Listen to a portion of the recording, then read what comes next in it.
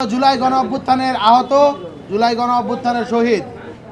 অথচ আফসোসের ব্যাপার এই যে যাদের রক্তের উপর পাড়া দিয়ে, যাদের রক্তের ম্যান্ডেট নিয়ে ইন্টারিম গভর্নমেন্ট আজকে তাদের এই গদিতে বসেছে, তারা নির্যাতিত, নিগৃহীত।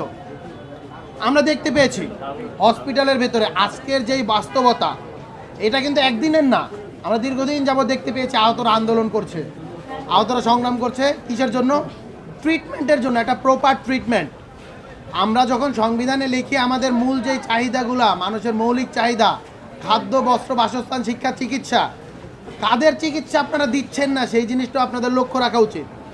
অনেক সময় অনেক কথা বলা হয় যে আহতদের মাঝে সিন্ডিকেট তৈরি করা হচ্ছে, তাদেরকে বিভিন্ন ধরনের তারা এজেন্ডা বাস্তবায়ন করতেছে, তাদের মাঝে গ্রুপিং রয়েছে। জুলাইয়ের তো তাদের মাঝে কোনো গ্রুপিং ছিল না, প্রত্যেকে তো স্বৈরাচারী শেখ হাসিনাকে পতনের জন্য রাস্তায় নেমেছে, প্রত্যেকে এক দফার জন্য রাস্তায় নেমেছে। তারা যে এই গ্রুপিংটা করলো, এই গ্রুপিং করার সুযোগ কে করে দিয়েছে? সুযোগ তো করে দিয়েছে ইন্টারিম। আপনি যদি তাদেরকে প্রপার ট্রিটমেন্ট করে দিতেন, প্রপার ট্রিটমেন্ট করে তাদের যার যার বিদেশ পাঠানোর দরকার বিদেশ পাঠিয়ে দিতেন, তারা তো এই গ্রুপিংটা করার সুযোগই পেত না। কারণ তারা তাদের ওই জায়গাটা মেন্টাল স্যাটিসফ্যাকশনটা থাকতো।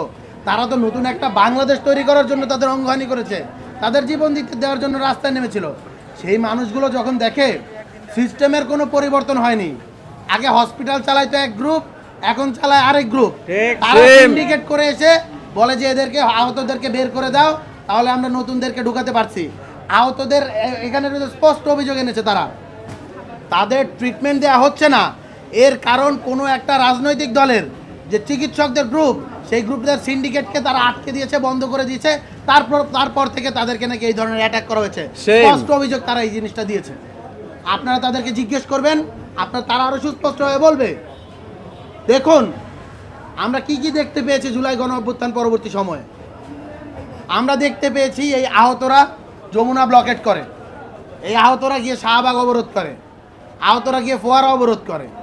এদের কাজ হসপিটাল থেকে আমাদের যাদের যাদের প্রয়োজনীয় চিকিৎসা দেওয়া হতো, প্রয়োজন তাদেরকে বিদেশ পাঠিয়ে দেওয়া, যাদের দেশে চিকিৎসা সম্ভব দেশে চিকিৎসা করা। এই দেশে আমরা এখনও দেখতে পাচ্ছি বড় বড় মেগা প্রকল্প হয়, 10,000 কোটি টাকা 20,000 কোটি টাকার প্রকল্প পাস হয়, অথচ আমার শহীদ ভাইদেরকে এখন পর্যন্ত তাদের পরিবার রাস্তায় রাস্তায় ঘোরে। আমাদের আহত ভাইয়ের আজকে দেখা গিয়েছে একটা ছেলে তার বলতেছে যে তার পায়ের যে হাড় কেটে ফেলা হয়েছিল 4 ইঞ্চি, এখন পর্যন্ত তার পায়ের হাড় ছোট, এক পায়ের থেকে আরেক পা, তাকে বিদেশ পাঠানো হবে। তাকে এই বলে বুঝ দেওয়া হয়েছে তুমি আর কোনো কথা বইলো না, তুমি যদি আমাদের কথা শুনো তাইলে তোমাকে আমরা বিদেশ পাঠানোর ব্যবস্থা করব, বাকিদের নিয়ে তোমার কনসার্ন হওয়ার দরকার নেই। এই ধরনের সিন্ডিকেটবাজি, কোরআনবাজি, যেই ভয়েস রেজ করে, যে কথা বলে, তার মুখটাকে চেপে ধরার একটা কার্যক্রম এখানে চলমান রয়েছে।